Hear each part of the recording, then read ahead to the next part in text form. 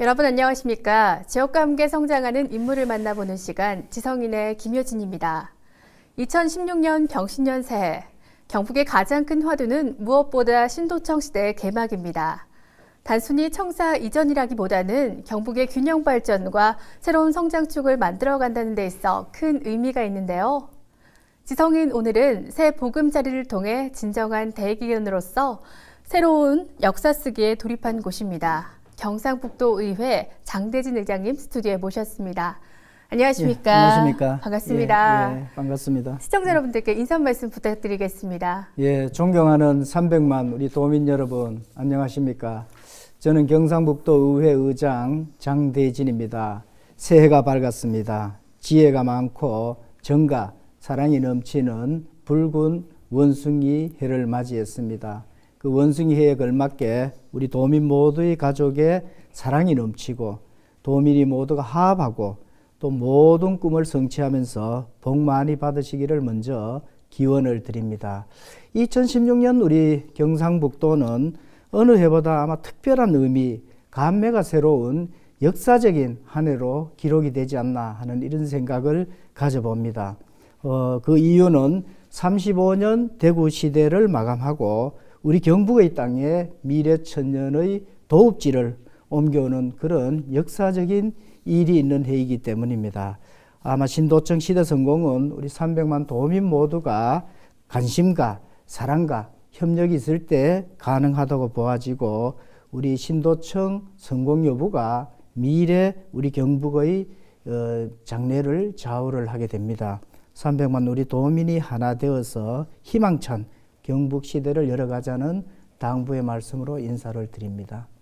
네, 말씀하신 것처럼 경상북도는 올해 신도청 시대의 원년이라는 뜻깊은 한 해를 맞고 있습니다. 예. 도의회를 포함해서요, 각 기관들마다 잘해보자는 의지가 참 강할 텐데요. 이런 분위기와 함께 올해 도의회 운영 방향들 무엇이 있습니까? 예, 우리 경상북도는 이제 10대 의회를 이렇게 맞이하고 있습니다. 예, 제가 의장이 되면서 처음으로 내건 슬로건이 우리 도민에게 편안한 의회, 열린 의회, 소통하는 의회, 이 슬로건을 걸고 사실 지난 세월 동안 이 슬로건을 달성하기 위해서 우리 의원 모두는 정말 바쁘게 이렇게 또 전국적으로는 아마 모범적으로 이렇게 의회 운영이 되었다는 이런 자부심의 말씀도 먼저 드리면서 정말 무엇보다 이렇게 이 전국적으로 모범 운영을 하기 위해서는 그래도 그 중심에 우리 300만 도민의 관심, 사랑, 협조가 있었기 때문에 가능하다고 생각합니다. 그래서 이 자리를 빌어서 정말 도민에게 감사의 말씀을 한번 또 드리면서 이 앞으로의 어떤 운영 방향이라고 하면은 뭐 별다른 변화는 없습니다만은 지난 1년 동안의 어떤 다져온 그런 기초 위에서 향후 1년은 아마도 그런 어떤 우리 소기의 목적을 달성하는 그런 어떤 방향으로 가야 되지 않느냐 이런 생각을 가져보는데요. 그 한 예로 지난해는 우리 독도 현지에서 본회의를 개최를 했습니다. 그거는 뭐냐면은 정말 우리 일본의 어떤 우경화 사상, 독도가 자기네 땅이라고 이렇게 참 터무니없는 이런 외침에 독도는 영원한 확고한 우리 땅이라는 이런 쐐기를 받기 위해서 본회의를 개최했습니다마는 이 금년도에 와서는 거기에 우리가 걸맞게 가칭 독도 도서관이라고 할 수 있겠지요. 그 건립을 우리가 목표를 하고 있고 이미 예산의 용역비를 확보를 해서 조만간에 이 도서관 건립 용역을 발주할 그런 계획입니다. 이 차제예요. 사실 일본 시마네현을 아시죠? 독도와 자기네와는 아무런 관계 없습니다. 우리의 땅입니다. 일본 시마네현은 오래전부터 시마네현 그 안에 독도 도서관을 건립을 해서 독도에 관한 자료, 역사, 교육 이런 이 모든 부분들 아주 체계적으로 이렇게 준비를 하고 운영을 하고 있거든요. 정말 우리는 이런 걸 비춰볼 때는 너무나 늦었지만 지금이라도 급히 우리의 어떤 정말 국립에 준하는 아주 이 규모 있는 박물관 건립도 해야 되지 않느냐 이런 또 목표를 가지고 있고요. 정말 잘 아시다시피 지방자치법 개정 정말 이게 지난 1년은 이 참 개정안 이게 책입니다.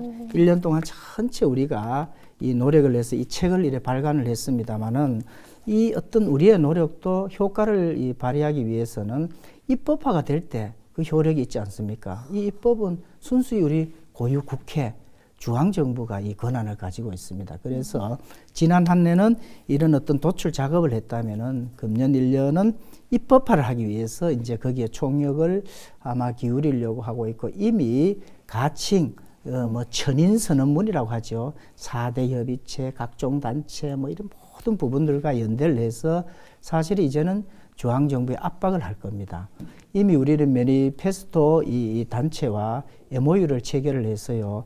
4월 총선 전에 이 국회의원에 출마하는 모든 후보들에게 지방자치법 찬성 유무를 다 물을 겁니다. 그래서 그걸 책으로 엮어서, 그래서 이분들이 국회에 진입했을 때 정말 그야말로 지방자치법 개정에 자기의 어떤 이 뜻을 밝힌 바가 있기 때문에 그래도 좀 입법화에 박차를 가하지 않겠나 하는 이런 취지에서 이런 부분들도 이렇게 운영하고 있다는 말씀을 드리고, 여러 가지 있습니다만 한 가지만 이런 차제에 더 소개를 드리면은, 지난 한 해는 잘 아시지만 우리 전라남도 의회, 우리 경상북도 의회 아시다시피 오래된 어떤 이 지역 감정이죠. 뿌리 깊이를 박히고 있는 이런 부분 어떤 해소 차원에서 이 상생 발전의 어떤 틀을 마련해서 수십여 차례 서로 왕복하면서 정말 형제를 저는 굳건히 다져왔다.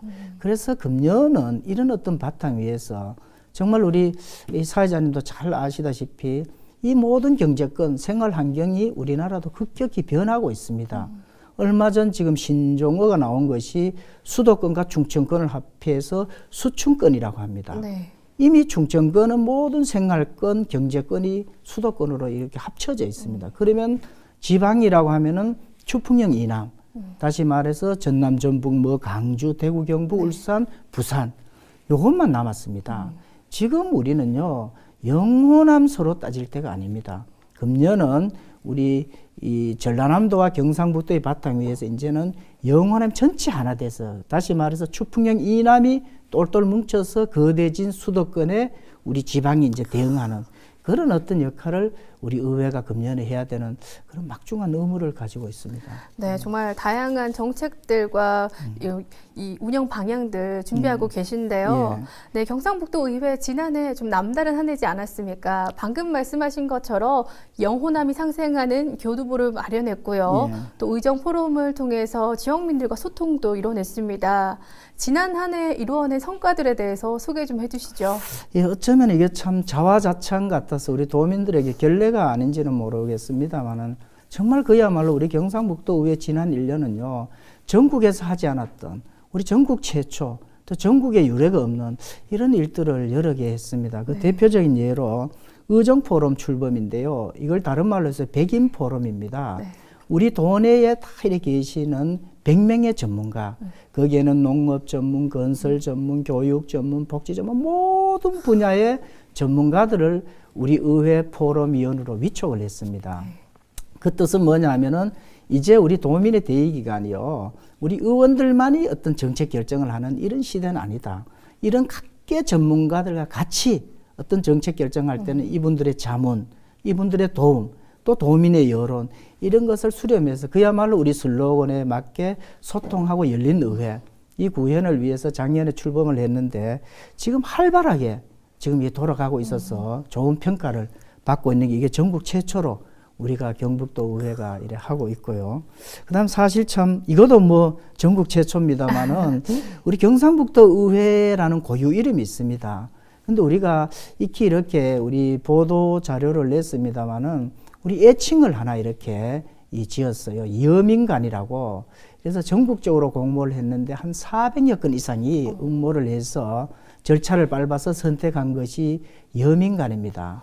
잘 아시다시피 이게 명제의 말씀인데 네. 도민과 함께 한다. 도민과 함께 간다는 아마 이런 뜻인데요. 제가 아마 이렇게 이 애칭이라 그러나요? 별칭을 우리가 짓게 된 그 어떤 이유도 경상도 개도 700주년이 지났습니다. 아시지만 경상도라고 하면은 경상남도, 경상북도가 아닙니다. 네. 대구, 울산, 경북, 남북, 부산 이걸 전체 총칭해서 경상도라고 한다면은 그 경상도의 중심에는 누가 뭐래도 우리 경상북도다. 주인이 경북입니다. 그러다가 보니까 700년 이 유구한 역사에 걸맞게 우리 지방의회도 우리는 어떤 이 도민들이 어떤 바라는 이 애칭이라 그러나 이 별칭, 이 어떤 이름을 우리가 700주년에 맞게 한번 지어야 되겠다. 이래서 여민관을 이렇게 우리가 이 장명을 하게 되었는데, 앞으로 우리 도민들께서는 경상북도 의회라는 이름도 있습니다만은 경상북도 의회를 여민관으로 이런 기회에 한번 불러주시는 것도 아마 의미 있지 않나, 이런 생각을 이래 가져보고요. 네. 정말 참 뭐 소개해 드릴 것이 정말 많습니다. 잘 아시지만 도정 질문부터 해서 우리 예결 상설 활동이나 이런 뭐 모든 부분들이 우리 도민들에게 모든 게 이제 생중계가 되고 있습니다. 네. 이건 아마도 우리 도민에게 알 권리 차원, 그죠? 그리고 우리 도의회와 이렇게 도민들이 가까워지기 위해서는 이런 어떤 언론을 통해서 우리 모든 활동상을 보여주는 것도 괜찮다. 이래서 이것도 아마 전국 유일하게 지금 우리 경상북도 의회가 생중계가 가장 발빠르게 이렇게 이어가고 있고, 또 뭐 전국 최초, 이 전부 전국 최초, 전국 뭐 유례 없는 이런 건데요. 조례정비 그 특별위원회를 우리 정말 구상해서 이렇게 참 발족을 하게 되었는데요. 이 부분의 뒷부분에 나오겠습니다. 이거는 우리가 참 대통령이 아마 극찬하는 이런 어떤 수범 사례로 우리가 선정되기도 이렇게 했습니다. 예. 네, 정말 여러 성과들이 너무 많아서 자랑하실 것들이 참 많았던 것 같습니다. 예. 지난해를 기반으로 해서요, 올해도 소통하고 상생하는 의회 활동들 기대해 보겠습니다. 이 도청과 도의회가 이제 이전을 앞두고 있습니다. 사실 지난해 몇 번 조금 연기되지 않았습니까? 예, 예, 드디어 그렇습니다. 예. 이전을 하게 되는데요. 예. 도의회 이전 의미와 또 신도시 조기 정착을 위해서 중요한 것 무엇이라고 생각하십니까? 예, 이제는 2월 11일이 되면은 이전이 본격화됩니다. 모든 세부 일정이 다 나온 상태고요. 그런데 사실 우리가 이전을 한다는 이 의미는 단순히 청사를 이전하는 것이 아닙니다. 우리 다시 말해서 경상북도 700년 어떤 역사, 도읍의 어떤 그런 어떤 모든 문화, 행정, 역사, 경북 정신, 이런 모든 부분들이 이제 옮기는 아마 그런 부분이라서 참 우리 경상북도에서는 의미가 있다고 이렇게 생각되어지거든요. 그런 차원에서 어쨌든 이제 신도시가 이렇게 이제 이 정착이 됩니다. 그러려면은 우리 모두가 이제 조기 정착을 우리가 염원해야 되고 이루어내야 되는 그런 어떤 우리의 역사적인 소명도 있거든요. 그래서 조기 정착을 하기 위해서는 그래도 무엇보다 인구 유입, 그게 절대적입니다. 그래서 인구 유입의 어떤 순서에 가장 우선적으로는 그래도 우리 대구에 소재한 경상북도 관할 어떤 유관기관이 한 130개 정도 돼요. 여기에서 이미 보도가 되었습니다마는 신도시로 이전하겠다는 업체가 100개 업체가 넘었었고요. 지금 5개 이 유관기관은 벌써 이 땅을 매입했거나 또 이전하기 위해서 둥지를 트기 위해서 지금 설계 중이거나 이런 어떤 부분들을 볼 때는 그렇게 우리가 부정적이지는 않다, 희망적이다, 이런 어떤 것을 보여지고, 그 다음에 이어서요, 정말 이렇게 신도시가 조기 정착을 하기 위해서는 누가 뭐래도 접근성이 용이해야 됩니다. 맞습니다. 다시 말해서 광역 교통망 구성이 잘 되어야 되거든요. 어쩌면은 아직 우리 도민들 어떤 이 눈앞에 가시적으로 나타나지는 않습니다만은 아마 3년, 4년, 5년이 지나고 나면은 이거는 정말로 엄청난 정말 이 파급 효과가 일어나서 큰 우리에게 희망을 주어질 것이다. 잘 아시아 동서사축 고속도로 상주 영덕 가는 거는 이제 내년이 되면 이제 준공을 또 하지 않습니까? 네. 그리고 거기 따라서 또 우리 중앙선 복선 열심히 지금 뭐 공사하고 있습니다. 요거는 2018년 아마 차질 없이 준공이 이제 될 걸로 이렇게 또 보아지고요. 또 뭐 무엇보다도 우리 중부 내륙 고속철도, 우리 서울에서 오는 이런 부분은 서울 충주간은 이미 아마 공사가 한참 진행되고 있고 충주 문경간은 지금 설계 중입니다. 그래서 이거는 뭐 사업화 현실화 되는 것이고, 이런 부분들도 2020년에는 이제 준공을 하게 되거든요. 많습니다. 그리고 가장 중요한 것이 우리 세종시와 우리 신도청이 연결하는, 이거는 북위 36도의 동일선상에 있거든요. 정말 이 고속도로가 형성되면 상당한 의미가 있습니다. 정말 동서 어떤 경제축이 형성되는 이 부분도 지금 예비 타당성 조사 중에 있습니다. 이 모든 부분들 보면은 3, 4, 5년 뒤가 되면은 지금의 어떤 지도와는 판이하게 완전한 이런 광역교통망이 구성이 돼서 이렇게 되고 나면은 그야말로 정말 우리 뭐 어떤 뭐 파생 효과라 그러죠. 어떤 상당한 어떤 신도시 이 조기 정착에는 큰 도움이 있고 희망적일 것이다. 이런 생각을 하고 있습니다. 예. 이제부터는요, 개인적인 질문 좀 드리겠습니다. 예. 의장님께서 정말 전국 시도의회 의장협의회 정책위원장 겸 또 지방자치법 개정 특별위원장을 맡고 계시면서요, 지방자치법 개정에 강한 열의를 보이시는 걸로 알고 있습니다. 지방자치법 개정 배경이 무엇이고 또 앞으로 향후 활동 계획들 어떤 것들이 있습니까? 저는 이런 질문을 받으면 순간 이렇게 흥분을 뭐 하는 어떤 이런 부분까지도 이래 있습니다. 저 별명이요. 지방자치의장이라고 이럽니다. 사실 뭐 그런 소리를 아마 들을 만도 하다는 이런 생각인데요. 뭐 그렇습니다. 이게 우리 전 대한민국 국민이 어떻게 보실지 몰라도요. 전 세계 역사를 한번 보십시오. 지방자치가 안착되고 전착되지 않는 선진국은 없습니다. 그죠? 지방자치가 정착이 되다 보니까 선진국 대열로 자연 들어가게 됩니다. 맞습니다. 그래 보면 우리 대한민국이요, 지방자치를 다시 부활시킨 지가 25년이 되었습니다. 이걸 사람으로 치면 성년이 되어도 한참 성년이 된 이런 나이거든요. 근데 아직까지 그 시대의 제자리 걸음, 한 발자국도 앞으로 못 나가는, 오히려 후퇴하고 있는, 이게 대한민국 지방자치 현실입니다. 그러면 저는 이런 어떤 이유를 여러 가지가 있습니다만 이런 자리에 한번 이렇게 들고 싶은 부분은 그 당시 25년 전 지방자치를 부활시킬 때 정말로 이 지방자치가 무엇인지, 우리 어떤 지역 주민의 어떤 이 합의가 되었는지 이런 거는 무시하고 어쩌면은 정치적인 어떤 의도에서 지방자치를 부활시켰다. 어쩌면 당리당락, 정권을 뺏기 위한 어떤 이런 부분에서 출발을 하다 보니까 지금까지 발전이 없었다. 잘 아시지 않습니까? 그 시대를 한번 되돌아보면요. 그렇지 않습니까? 지방자치단체장을 중앙에서 임명을 하게 되면은 어느 한 정권이 항상 유리하지 않습니까? 그럴 수밖에 없죠. 그분들이 선거에 움직이니까.